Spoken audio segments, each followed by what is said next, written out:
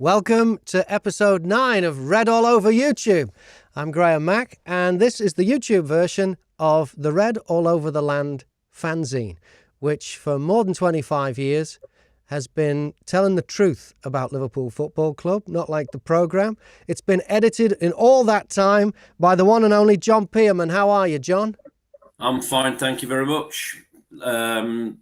Still a little bit shell-shocked after last night, but we got through, and that's all that matters. That's all that matters, John. We're through. And also joining us as a very special guest is the broadcasting legend, former BBC commentator, Alan Green. How are you, Alan?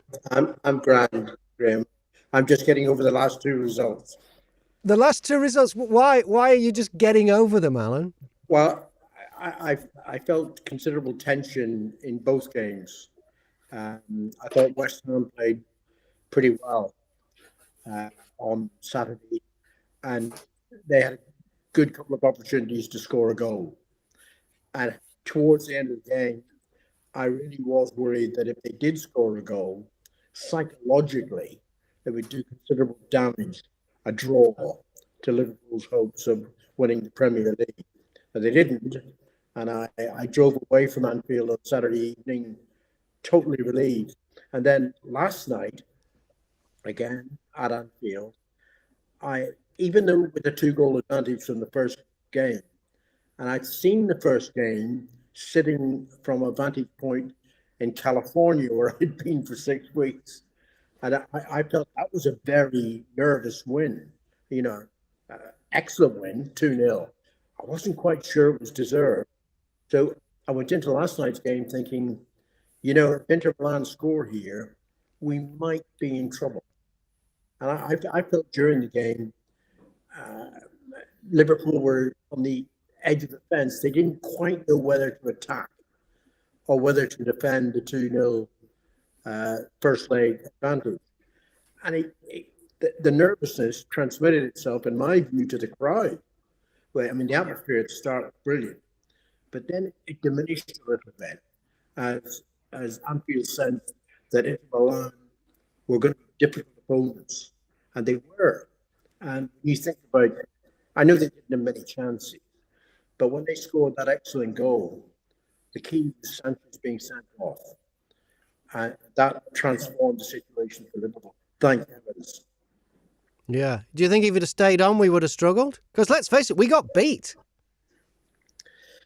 Yeah, it's just, I think Inter Milan are a good side, a really good side.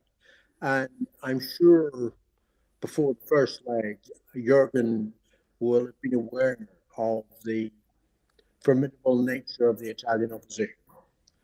And, he wasn't taking anything for granted. Sorry, I thought sitting in the sunshine in California, 2-0 victory in the first game, wonderful.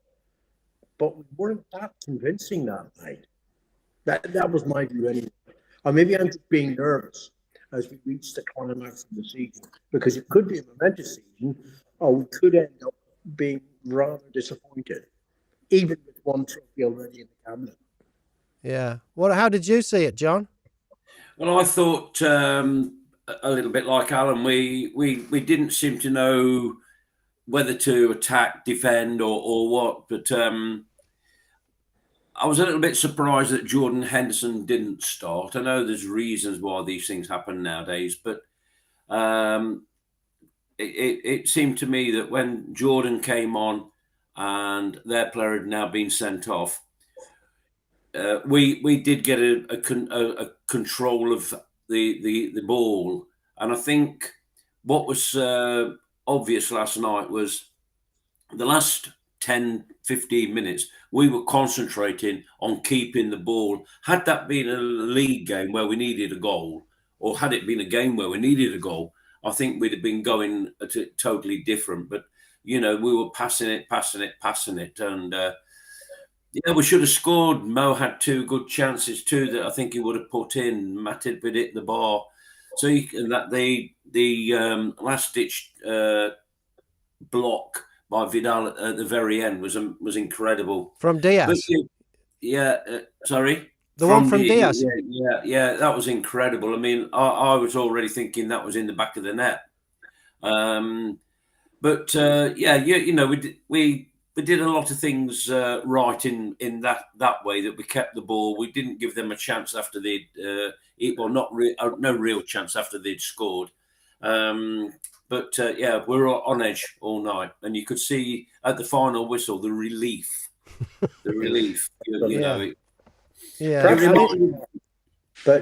I looked at the first 45 minutes of the game, and I couldn't honestly see any threat from our front three.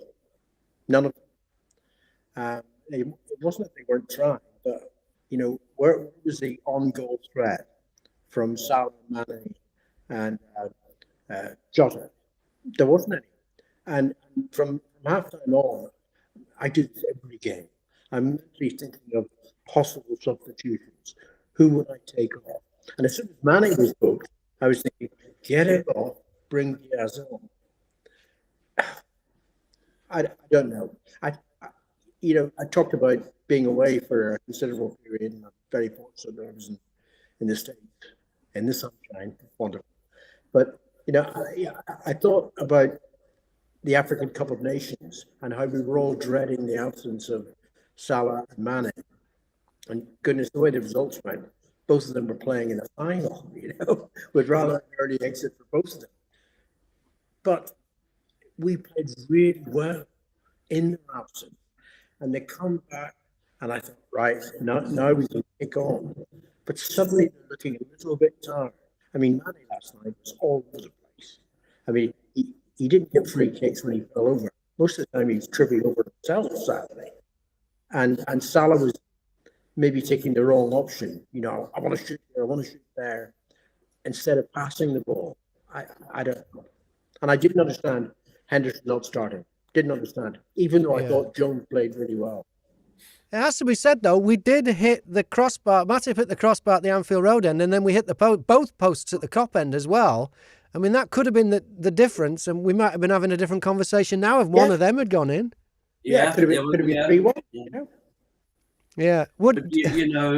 To be fair, they hit the woodwork in Milan, and had that gone in, that game would have changed.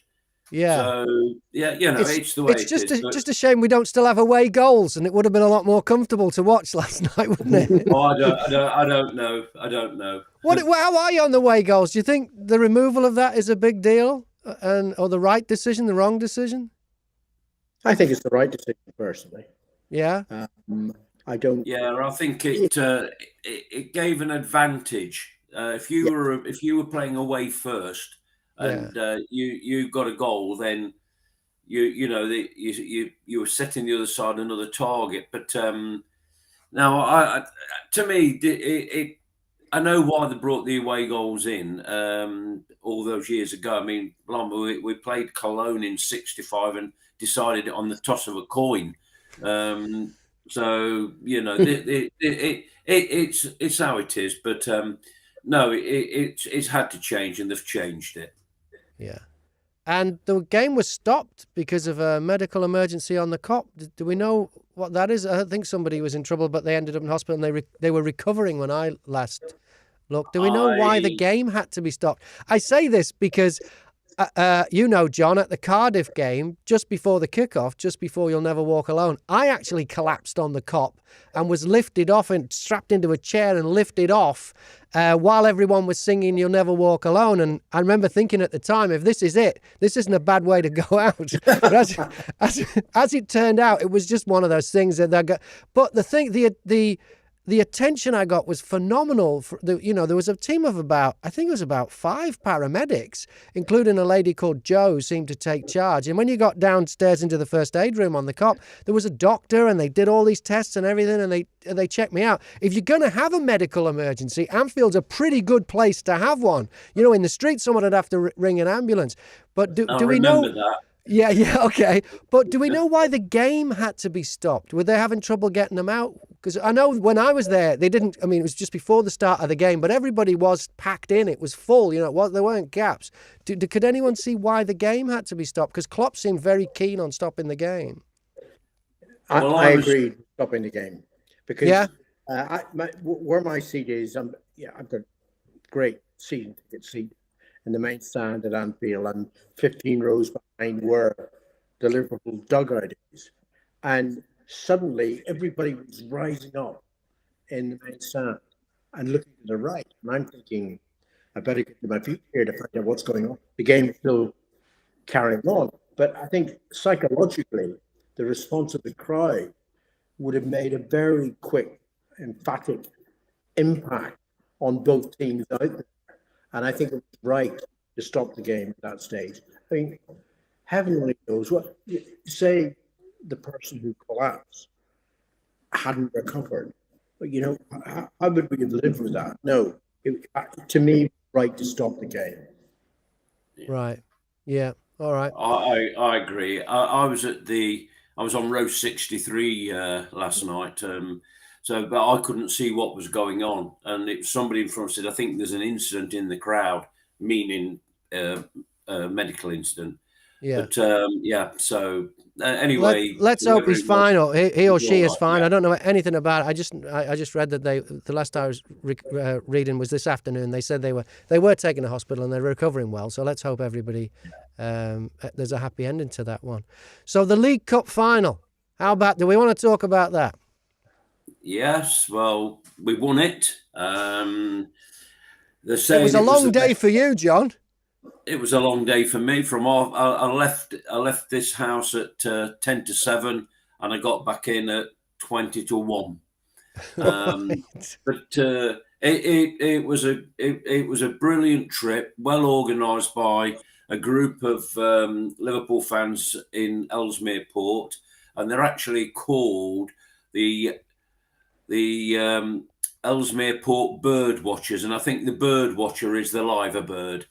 And they've got T-shirts and attire to go with it. And it was absolutely brilliantly organised. Wasn't over expensive. They didn't overcharge. They provided refreshments on the coach, and it was just perfect. And the best thing for me was when we were coming back, we were maybe half a mile from where it's going to drop off. The last record that came on the radio was Dirty Old Town, and everybody sang the Virgil van Dijk version. It's just made the day perfect. Yeah. So yeah, brilliant, absolutely brilliant. And the whole day, I'll be fair, I'm not a lover of New Wembley because to me, I mean, for argument's sake, when they did the presentation in the old days, no matter where you were, you could see the royal box. Now you can't. From where I was, you couldn't see the royal box. You're just looking up at the screen, and that was it. But the stewarding on the day was fine. The organisation from the EFL, and I've spoken with Rick Parry about this. And he said they're a small team and they just wanted it to be okay, and it was. And they, congratulations on that.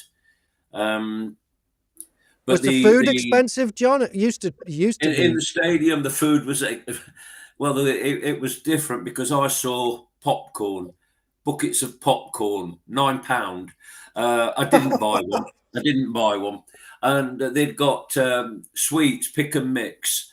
They've got, I don't know if you're all aware of it, but this slush that the kids love. So that tells you, and then of course over the other side you've got the burgers at about, I don't know, £7 each or something. I never bothered. But what was quite funny was during the penalty shootout, the stewarding in the Liverpool end was predominantly Liverpool. The people there were obviously supporting Liverpool, whether that was pre-arranged or what, I don't know. But there was one woman stood there watching the penalty shootout at the top of the stairway, right next to where I was sitting, and she was wearing an apron. She'd obviously just come off cooking duties to watch the shootout. It was, it was quite good. Alan, in all your years as a commentator, Alan, how many shootouts have you seen that have gone that far where it's gone to the goalkeepers? I've never witnessed a shootout that went on that long. Now, I saw the game. It was 3 days after I got back from America, and I was at home watching the game on television. And it's a bugbear of mine that you cannot watch a game on television and just listen to the atmosphere created by the crowd without having to endure the commentator and his sidekick. Well, there's not a cat and hell's chance of me putting up with Martin Tyler and Gary Neville. So I had to sound on mute, which is very difficult to live with when you're so engrossed in a match. And it was a brilliant game of football, absolutely outstanding. I couldn't say at any stage I was certain that Liverpool were going to win it. That's all credit to Chelsea. They played exceptionally well, carried a lot of threat. So we get through extra time, and we get to the penalty shootout. And then I tell you what really bugged me: the Chelsea substitute goalkeeper. Now, what was wrong with the referee saying, "Get on the line and stay there. Don't advance towards the opposition penalty taker"? He did it every single time. Now, I would have booked him after 3 times, and therefore he could have been sent off, for a second yellow card. And by goodness, didn't he deserve to miss the penalty, miss the key penalty? I love that moment. And, Kelleher, I was watching Kelleher in contrast. At no stage did he try to intimidate a Chelsea player, about to take a penalty kick. He's a good lad. Whereas Kepa, Arrizabalaga, nasty piece of work. Great that he should suffer the indignity of missing the only penalty in that shootout. Yeah, well, we're going to talk it's a recorded interview. John and I were lucky on Friday. We got to talk to John Achterberg, who is Liverpool's first team goalkeeping coach. And we've recorded that interview, and I'm going to play that in just a little bit. So we'll hear more about Kelleher and what he thinks of him and the situation with goalkeepers at Liverpool. It's completely turned around, because wasn't that long ago when you didn't know who they'd put in between the sticks, but it didn't matter which one it was, they were going to be rubbish. Yeah. Well, can I just say that I think, Alisson is an outstanding goalkeeper, and long may we have a Brazilian goal. But it does have an attendant problem in that Kelleher is a really good kid. He's showing lots of the signs to learn from Alisson, the way he isn't afraid to take the ball back to the defender and play it securely around that defence. How are we going to keep him happy while Alisson is Liverpool's number 1 goalkeeper? I mean, I can only think, and it'll be interesting to see what Achterberg says, but I can only think he will have to be allowed to go on loan, which is worrying itself. But he's a great talent, and I'm especially proud that he's Irish. Wonderful. Yeah. All right, then. Sorry, John. I actually thought on the penalty shootout it was amazing, the quality of all the penalties right up until the last one.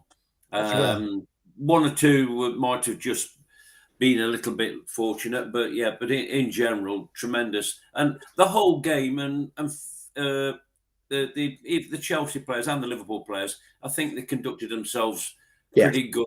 There were no nastiness on the pitch. There was the usual stuff coming from the stands that we now expect. I'm amazed that Steven Gerrard gets sung about everywhere we go, especially when we play Chelsea.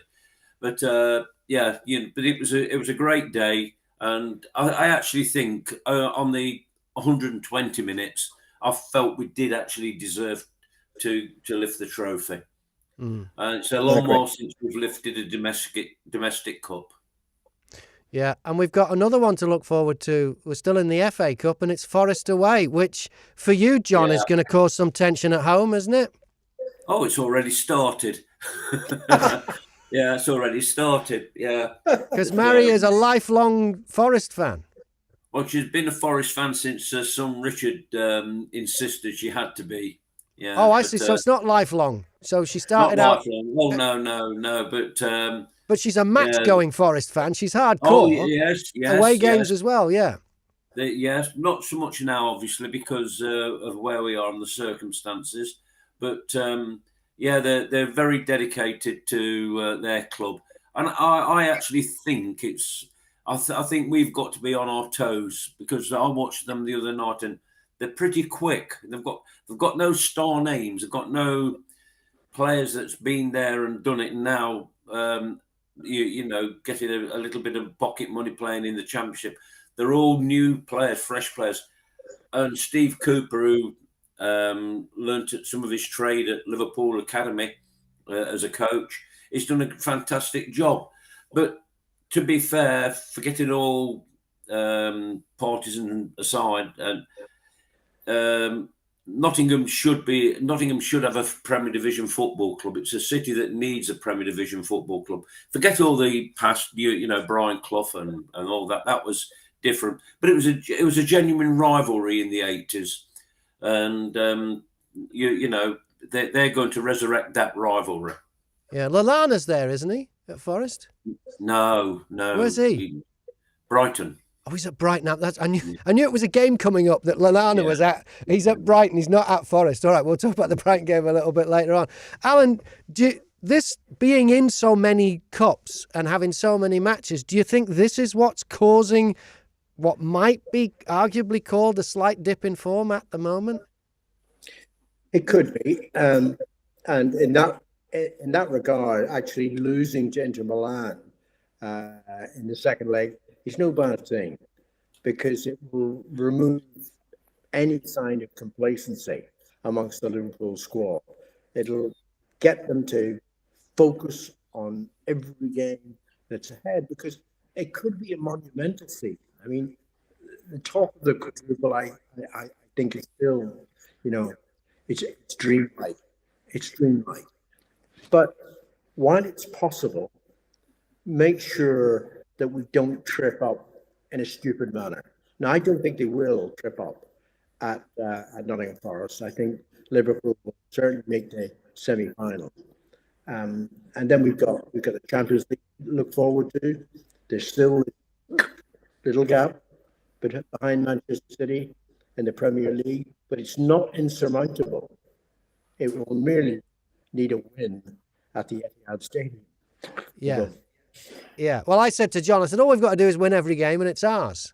John said to me, okay, that's all we got to do. But at least it is in our hands now. And who knows, City might slip up somewhere else yet, because it's a funny game, football. They apparently were very good on Sunday against that other team from Manchester, who basically lay down and had the bellies rubbed, and things have changed round. I know it's all about money, and that's where Manchester City have come from. But Manchester United now look. They look a totally different club, not just a team, but totally different club to what they were just 5, 6, 7 years ago. And you know, they've got some good players. No, we can't say they haven't, but you know, there's a lot more wrong at Manchester United than there is right. That's looking at it from where I am. There always was, but now it's on the field as well. Sorry, Alan? And, I'm just saying, I think back to 1999 and United winning the treble. The only competition they missed out on was the League Cup. And that was a phenomenal season. That was a phenomenal side. And I say it now through clenched teeth. I respected them, though. And that's why I feel the talk of a quadruple this season is, you know, it's been wildly enthusiastic. It's possible, but I think it's unlikely. And I personally, I would settle for one more trophy for Liverpool. The Premier League. If they just pull off the Premier League, I don't mind missing out on the Champions League and the FA Cup, a bonus. Okay. All right. Well, what about Brighton away from home on Saturday? What are we thinking there? It's precisely the sort of fixture that might trip Liverpool up. You know, I know that when they play Manchester City, I mean, what is it, 10th of April? they will be wholly focused on that game. They mustn't take it for granted that they're going to win it Brighton. Graham Potter is a much respected coach, and rightly so. I know they've had a couple of dodgy results of late, but they'll not be easy, not be easy. So focus, focus, focus. And I'm sure that's what Klopp will be doing with the side that he chooses to select on Saturday. I wish it was a lunchtime game. Something about lunchtime games on a Saturday I don't particularly like. Too early. I don't know whether it physically affects footballers, but too early for me. I don't think it's straightforward. I'm expecting Liverpool to win, but it's not straightforward. John? Well, the last few games against Brighton, we've drew down there last season. We lost at Anfield, and we drew the game at Anfield this season from what was a winning position. Yes. So yeah, it's not going to be easy, and I think the difference between ourselves and Manchester City is take a couple of players out our side, and we're not the strength that we are when we've got everybody available. Take a few players out of Manchester City, and it doesn't affect them too much. They could go to Brighton and make 5, 6, 7 changes, and they'd be okay. That's the money side of it. We're still building our side. We're building a new side, I believe, and and Jurgen's doing a pretty good job at it. And Diaz looks like he was made for Liverpool.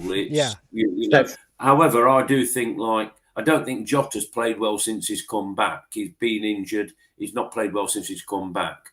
And Sadio and Mo, they were played in the African Cups and the Cup final. And maybe there's a little bit of edge gone off them at the moment. We'll see. But do you think we can do the quadruple, John? No. Really? No. And out of the trophies left, and we only won one, which one would you say is the most important? Well, obviously the European Cup. But if I was going to say now, measure Liverpool's season, providing they finish in the top 4, which they will do, and if they won the FA Cup as well, then to me that'd be a good season. It's Manchester City have spent billions, as have Chelsea. We're still in there fighting with them. We're the poor relations in that case, in that situation. But we're still in there fighting. Put our best 11 out or our best squad out, because you've got to have a couple on the bench. We're a match for anybody. But if we get a couple of injuries, as I say in the fanzine, the difference between us being at our best and then we've got an injury crisis it's pretty narrow. Yeah. Will the fanzine be on sale at the Brighton game, John? Yes, we've got Steve down there. We've also got somebody who's going to the Brighton Cop event, who's be selling them on Friday evening and hopefully on Saturday. Well, hopefully not on Saturday. I hope it's sold out. Yeah. But so we're down there. There's somebody down there. All right. Steve's gone for some sunshine. Looking further ahead, from Brighton to New Brighton, May the 10th. There's something happening then with Red All Over the Land, isn't there, John?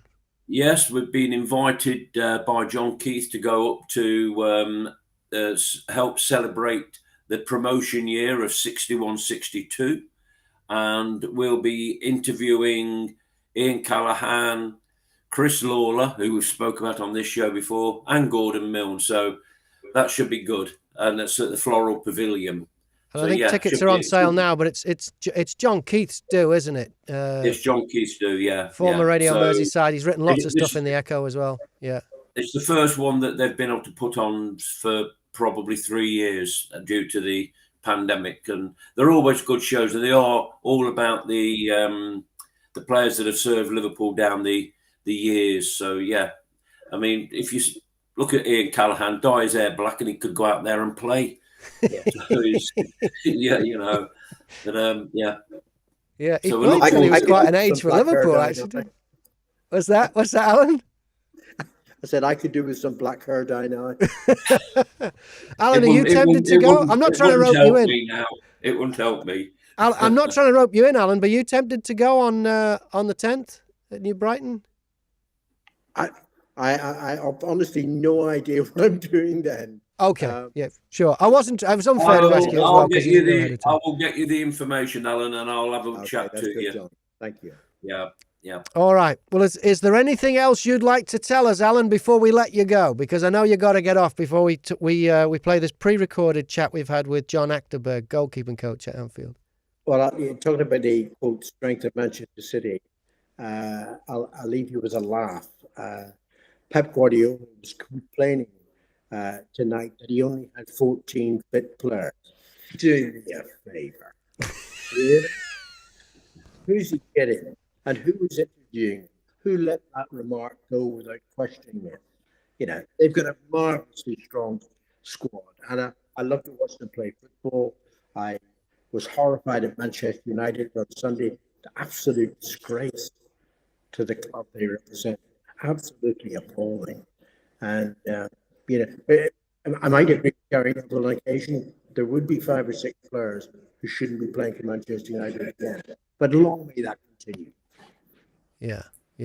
All right. Well, thank you very much, Alan Green. Thanks for coming on. Pleasure. I know it was a last minute thing. We only I think it was Friday, wasn't it? I asked you and you said, yeah, okay, I'll come on. So that's brilliant. What have you got coming up? Anything? Nope. I'm officially retired. Yeah, I know. So you've got to get on with that. A professional retiree. If anybody wants to employ me, that would be great. Won't be the BBC, that's for sure, because I don't have boxes anymore. Okay. I need a fresh YouTube to go over the boxes that are now being ticked. Yeah. All right. Alan Green, thank you very much. Pleasure. Cheers, mate. So, John, hang on. Oh, John's got cat trouble by the looks. It looks like. There we go. Who was that? Was that Eddie or Jerry? That was Eddie. He comes in. Yeah. Okay. He's gone out now. All right. So, John, I forgot to shut the door. Before we play this interview, how did you get the first team goalkeeping coach to come on Red All Over the Land?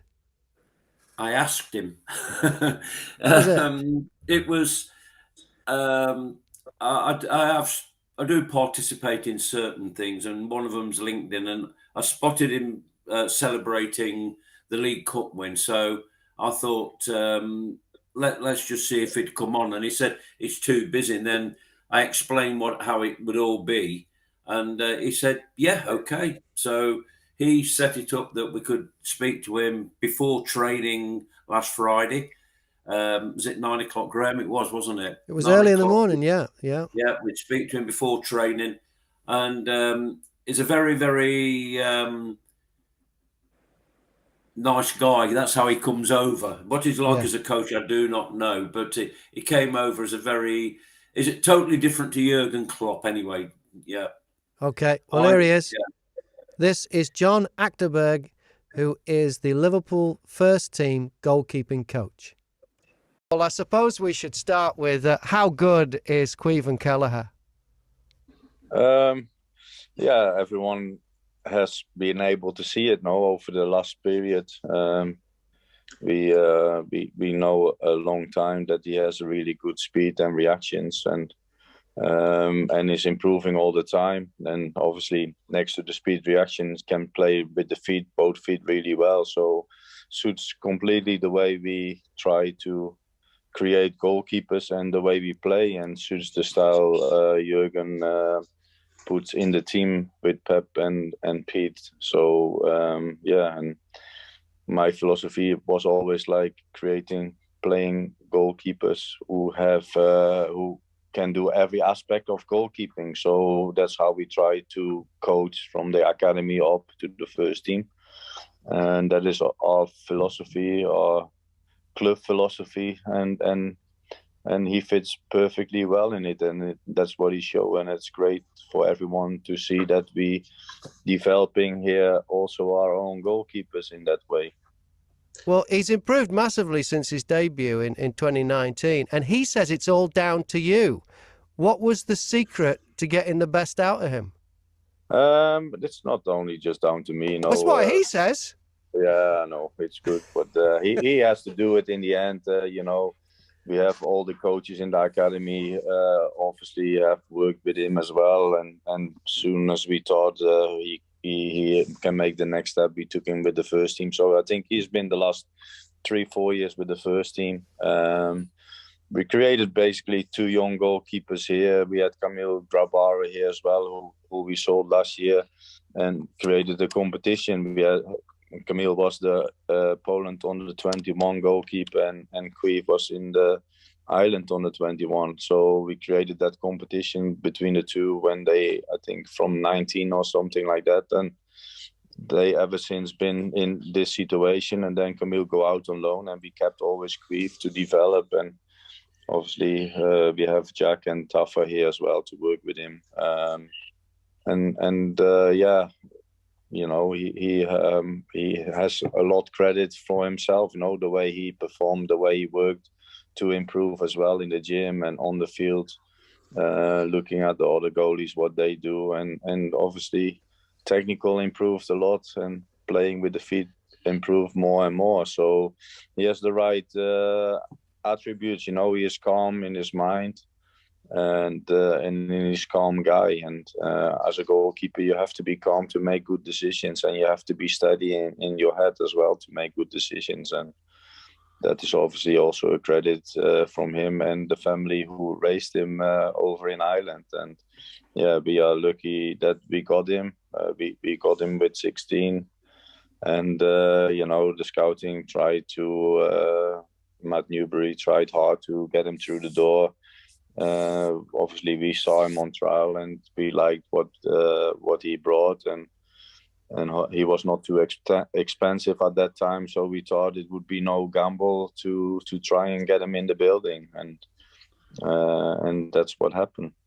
But you say about his family back in Ireland, but I was told that the success of him last Sunday is actually now going to create even more Liverpool fans over there in Ireland, because everybody was so overwhelmed by it all. And of course, for them, they've now got an Irish hero, and Irish heroes never die. They're once a hero, always a hero. And I do understand, I can't confirm this, but 1 or 2 bartenders were quite pleased last Sunday as well, because they sold quite a few of their local products. But John, the other thing, I mean, the mood around the goalkeeping staff. I follow the goalkeeping. I've always followed goalkeeping, and as you can maybe tell, I'm quite old now. But the mood around the goalkeeping staff must be something special, especially after yesterday when Harvey Davies saved the 2 penalties in the shootout against Genk. And of course, we're now playing away at Juventus in the Under-19 Cup. And I think that's a very important breeding ground for not just goalkeepers, but for players. And I think they'll learn quite so much. But it's great to see the goalkeepers. I think what you've got now at Liverpool is you've not just got the best goalkeepers I can remember. You've got the best goalkeeper in the world, and you've got a guy that could push him all the way. But I just think that we've got the best goalkeeping team. We've got the best coaching staff. And I think you've done so much to restore our faith in goalkeepers. And that is down to your coaching staff. Yeah. I mean, we put hard work in it. We always try to look for new talent. And I watch a lot of games over the years, from 15 years up internationally, to find goalies. But, the recruitment guys, they give sometimes names, sometimes I find them. And keep following to speak with people. You've sometimes found out about goalkeepers, and we got Bordy in the he was a good goalie. We sold him for 12 million.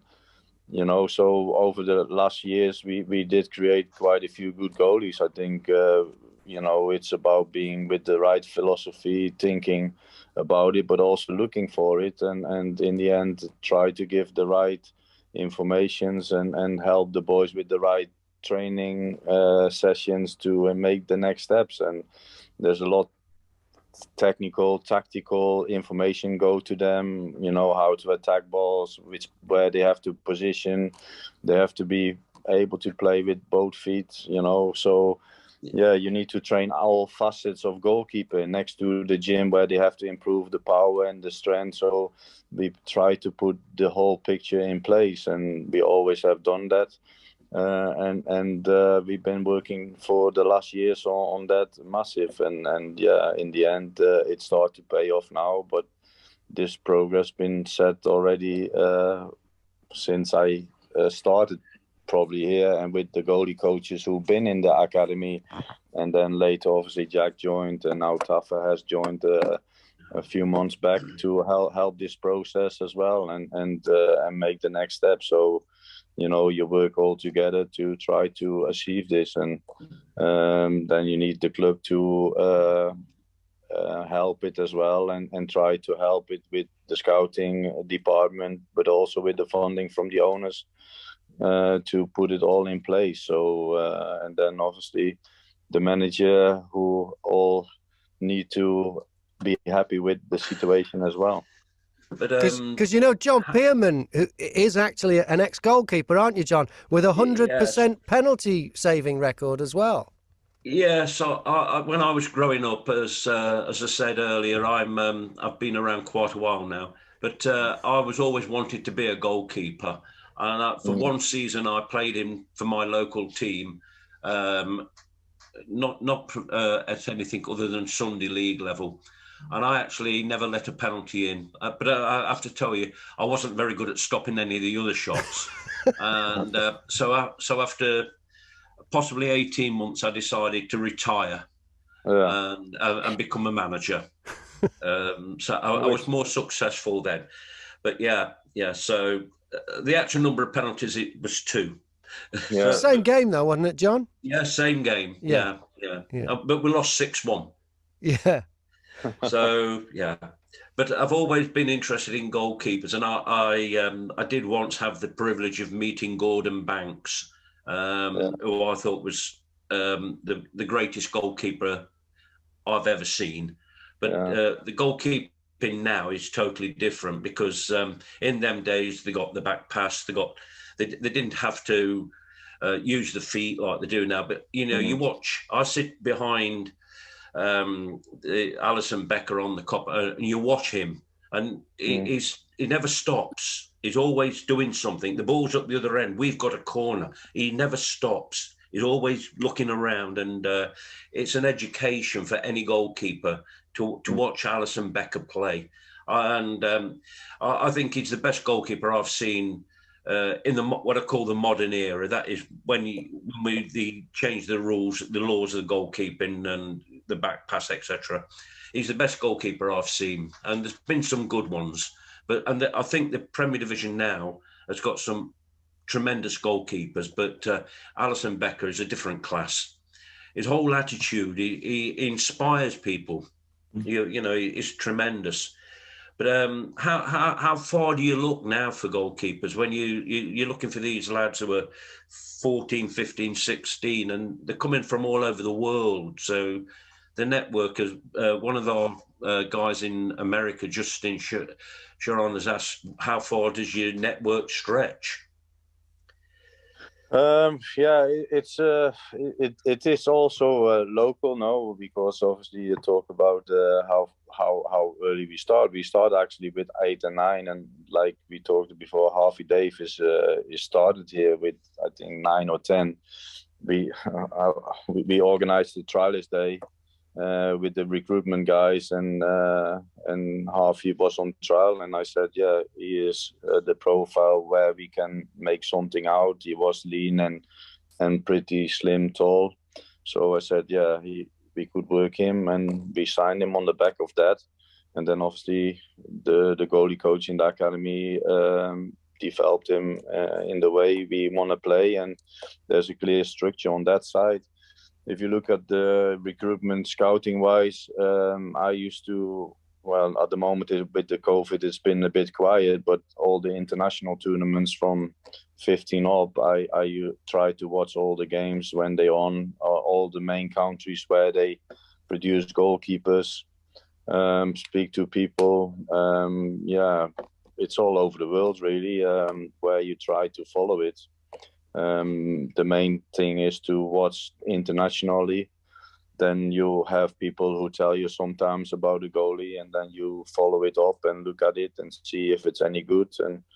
And the academy boys, they watch also the young goalies when they play them in the weekend, and can see the opponent goalkeepers. And we all need to keep an eye on everything, and see if we find goalies what suits the way we want to play. And obviously we have a kind of profile where we need goalkeepers to have a reasonable size, because if they want to succeed in the Premier League, most of them, there will be at least 6'3". So, you know, we try to, if we buy them, they have to be this kind of profile. And also, obviously, we need to see in the money-wise if they're too expensive or not too expensive. So you look at that as well, because there's so many big steps to take. So you don't want to pay over the top as well for a talented goalkeeper, because there's still a long road to go before they come to the club and need to develop. So the main thing is also to try to create them like coming through from under nines. That's not always easy, because there's a lot of steps to be made, and a lot of people want to make decisions on that. So I think we can still improve on that side by have better communication with the goalie department, but that is up to the club to decide how they want to go about it. I mean, over the last years, we always try to buy them with 15.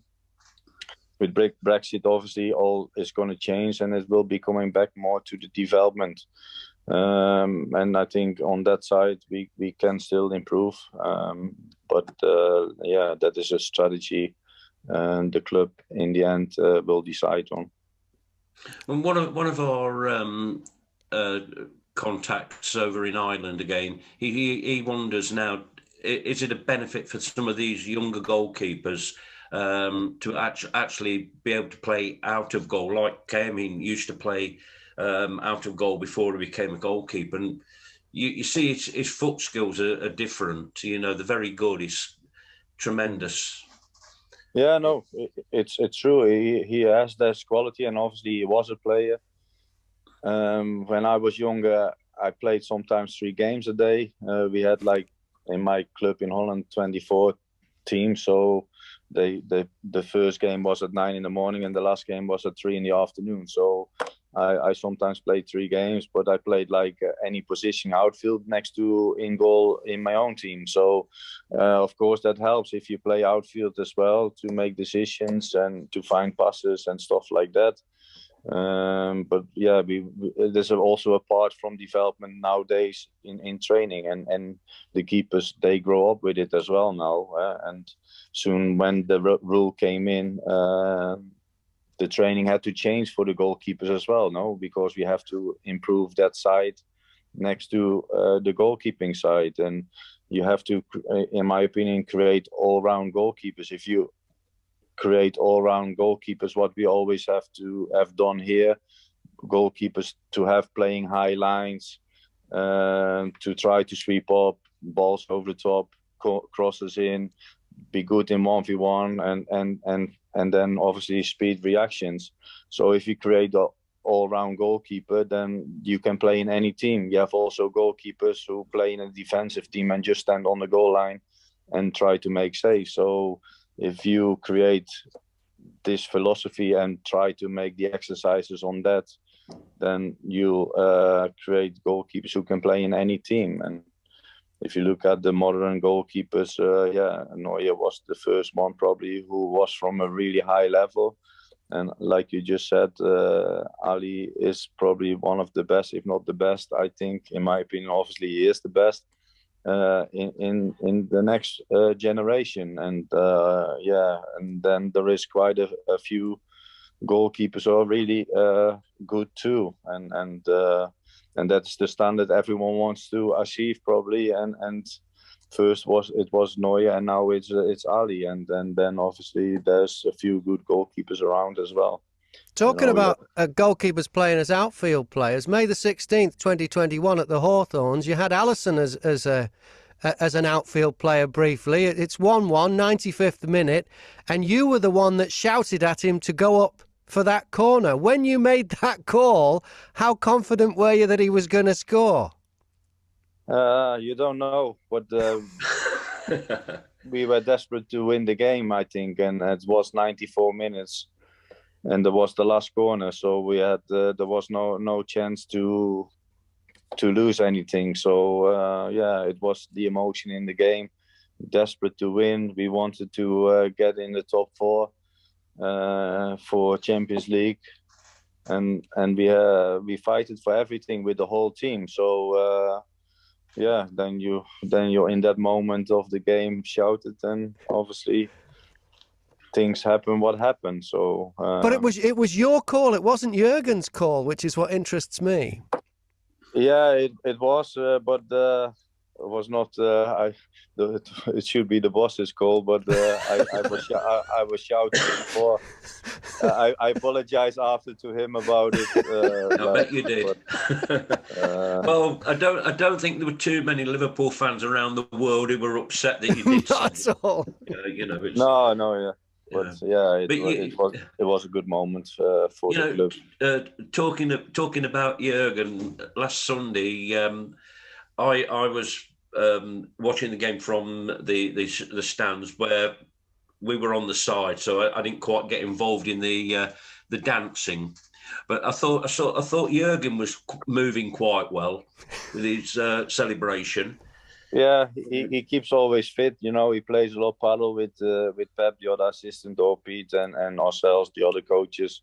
So he tries to stay as fit as he can. So obviously, it's always a good moment when you win something, and that is where we all drive and all have the mentality in this club. And you know, you want more always, and if you win one thing, you want to win the second, and that's the drive and the passion in the whole club, from the supporters to the people who work here and the owners who obviously support that. And hopefully we can keep doing this. John, you wanted to ask about music, didn't you? Sorry. Were you dancing? Dancing, sort of, yes, celebrating. I'm not the best dancer. They say I'm not the greatest mover. So, but we're all happy, and obviously, it's always a pressure, you know, because you need to win always, and you need to deal with the pressure from winning. You know, our club thrives on winning, and that's the mentality, and that's also every game the situation in our positioning that we need to win. So then it's always a release as well if you do win, and you can feel good about it. Yeah. You spent 10 years at Tranmere before you came to Liverpool. How does Liverpool compare to Tranmere from the coaching side? It's different. It's different. In Tranmere, I buy my own balls. I bought my own floodlights to make the goalies work. You bought because you did that as a kid. I know when you were training as a kid, you said. I try to help the kids there and creating goalkeepers there, and the philosophy worked there as well. We got goalkeepers to make the first team where they never did that before, by me recruiting local goalkeepers and try to improve them.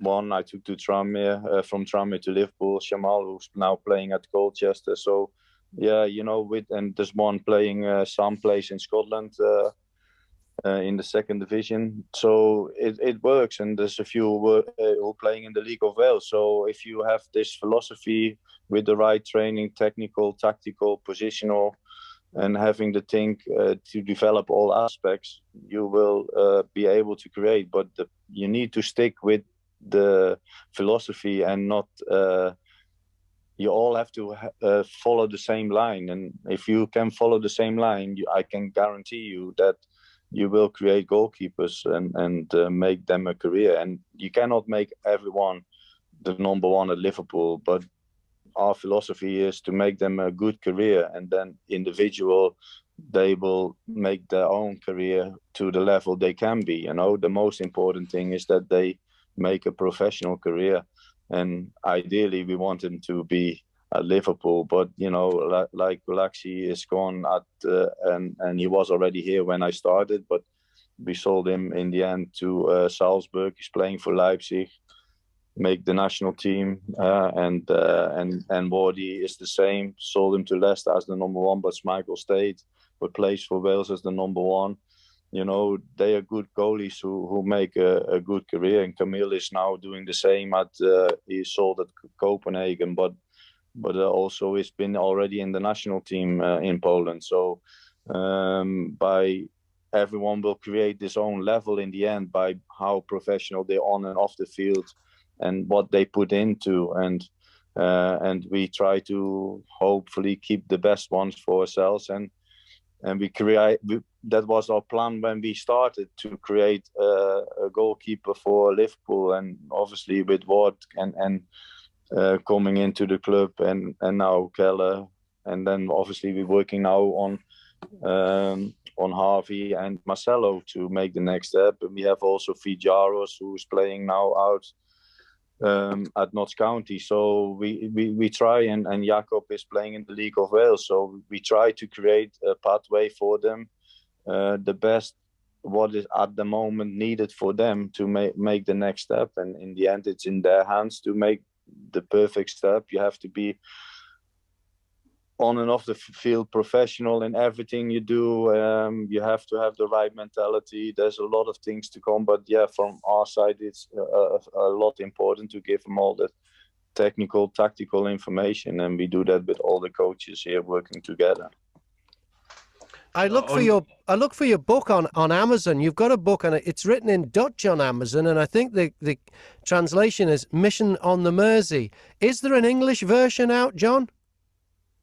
No, there's not at the moment. I think they're working on it. They discussing. I think with Liverpool to do it. The guy who wrote it with the company in Holland who wrote the book. Really, they make it in Dutch because they thought it was a good story to tell about. You know, like I said, you know, creating your own philosophy on goalkeeping, how it went playing wise, but also coaching wise, and you know that you can by hard work make something happen, and I think that is basically was the message. The guy thought it was a good idea.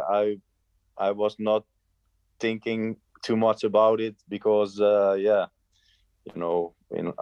been more than 20 years out of Holland, so I was not in the impression that anyone in Holland was waiting for me for a book to come out, to be honest. So, but yeah, he said, you know, the story he thought was fascinating, and that's why he decided. And now Liverpool winning so many cups as well. So yeah. Yeah, but he started actually before that. He started before because he started actually writing before the Kiev. So till then, we didn't win that many. Only I won one League Cup, I think. So he actually started before we started winning. That came later on, and then while he was writing, he could add that on in the end. So, but yeah, that's just something what happened. Well, hopefully there'll be an English version out too. John Pearman. Yeah, you know, I going back to the goalkeeping staff that you've now got. I can remember Jack playing being at Loughborough University. I used to live in Loughborough, and the stadium was about a 10-minute walk for me. But anyway, the thing is that the people from Loughborough have sent him the best wishes. Margaret Folwell wants to be remembered to him, and also to Mark Hulse, the conditioning coach.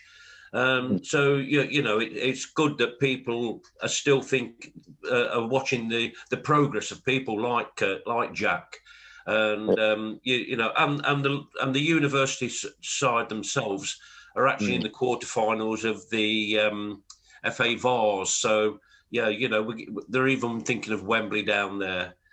So let's hope it can be a double. Liverpool again at Wembley and at Loughborough University.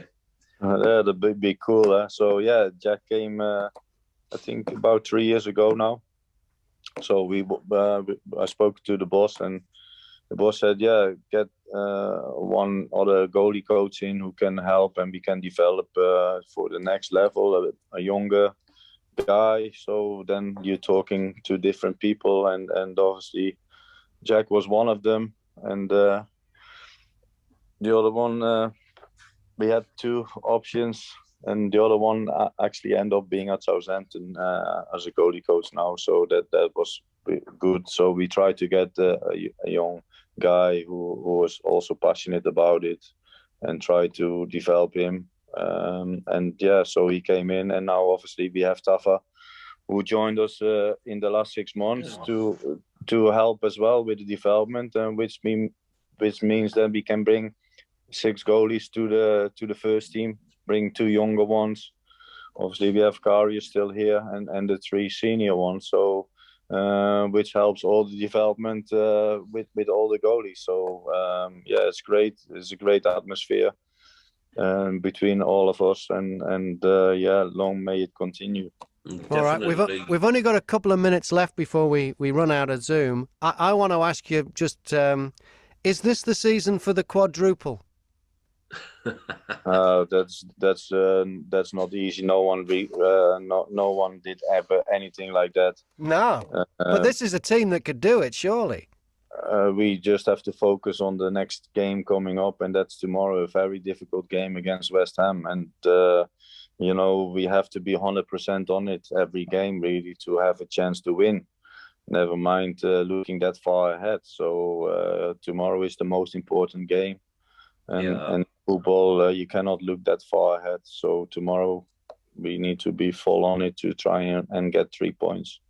Well, can I just thank you first of all for coming on today and being with us. It's really great being able to chat to you, and you obviously all we want to do is keep on winning, and that's the whole philosophy of the Liverpool supporters. But you've done so much to make our lives better, and it's tremendous. And yourself, Jürgen, and everybody else, you're now part of the Liverpool history.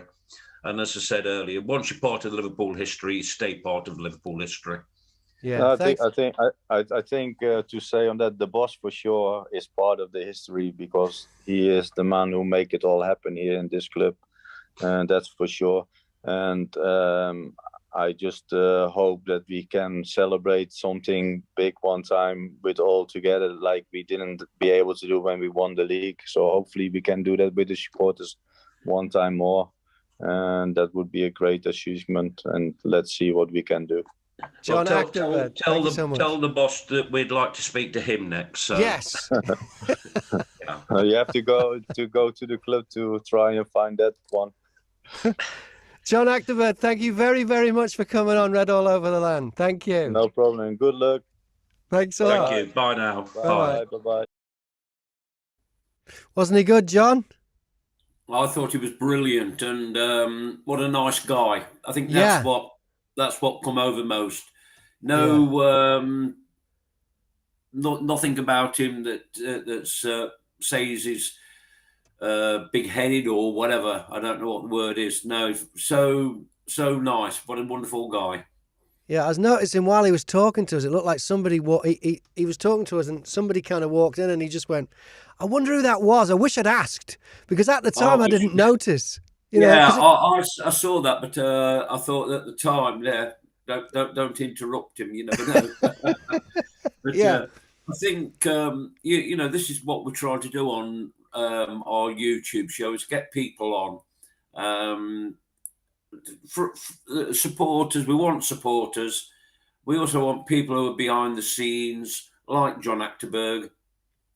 You don't see them on the TV daily like you do some of the others, but is a great guy. He's like I said on there, he's now part of Liverpool history. He's brought us the best goalkeeper in the world, and we've now got And the second best goalkeeper in the world. And the second best goalkeeper, definitely the best backup goalkeeper, anyway. And I just feel that that the whole show, the whole Liverpool show, that is not ours, is something else. And long may it continue. We've got we've been through the bad times. We know that. I'm talking about on the football front. We remember the Cowboys, as we call them. We remember people that have not been up to the standards that we want at Liverpool. Now we've got those people, and that's good. And I hope people who watch this show know that we're trying to get people on that are part of Liverpool Football Club and the fan base, and we hope more people will come on and join us. We're not here to prove anything or rival anybody. It's just for the fans and by the fans, and hopefully watched by the fans, like the fanzine. It's the same spirit as in the fanzine. And some highlights from the latest fanzine you might like to point out, John, if anyone hasn't got their copy yet. Only £2. Well, I thought you were selling it then. Well, in fact, that's if you're at Anfield and you hear that chant, Liverpool fanzine, read all over the land, only £2, this is what you're going to get. Yeah. For 25 years, 26 years, actually, yeah. Yeah. In the next issue, we have Mike Hennessy, who went to Milan, and he's our European correspondent, always telling it like it is.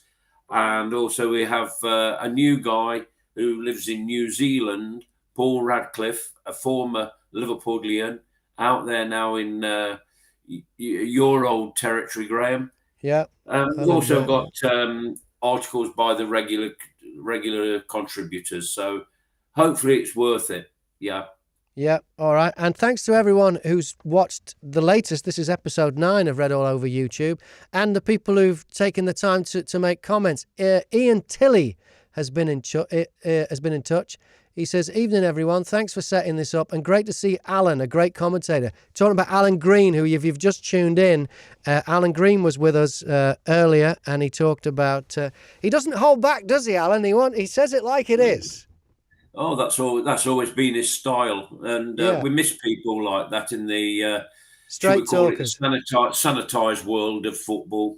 Yeah, so Alan Green was on earlier. So if you've just tuned in now, once this broadcast's over, on the exact same YouTube link, you can watch a recording. So you can see what Alan had to say at the very beginning before we spoke to John Achterberg. Also, I'll have to say hello to Mike Hennessy. He says the Forest tickets are on sale tomorrow at 2:00. 3 away cup loyalty.